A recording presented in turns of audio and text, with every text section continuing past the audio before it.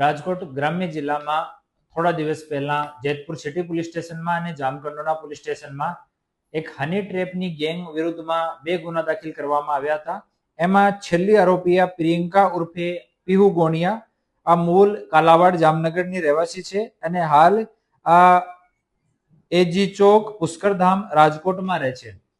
આ લેડી આ પૂરા કાવતરામાં સામેલ હતી. આ બંને કેસીસમાં 11 જેટલા આરોપી હાલ સુધી અટક કરવામાં આવ્યા છે અને આ લોકોનો એમઓ એવો હતો કે કોઈ પણ અધેડ માણસ કોઈ દુકાન ઉપર, પોતાના એન્ટરપ્રાઇઝ ઉપર, પોતાની શોરૂમ ઉપર બેસ્યો હોય તો ત્યાં જઈને એના જો નંબર ગૂગલ પર કે દુકાન ઉપર અવેલેબલ હોય આ નંબર લઈને આ પ્રિયંકાના એ લોકો પીયુને આપતા હતા અને આ પીયુ ફોન ઉપર વાતો કરતી હતી.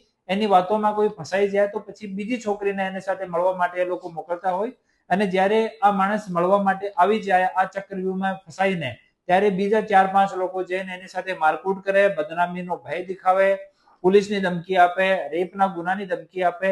એવો કરીને એ લોકો અમુક લોકો સાથે એવો એક્સટોર્શન આનો ભૂતકાળમાં કરેલો છે.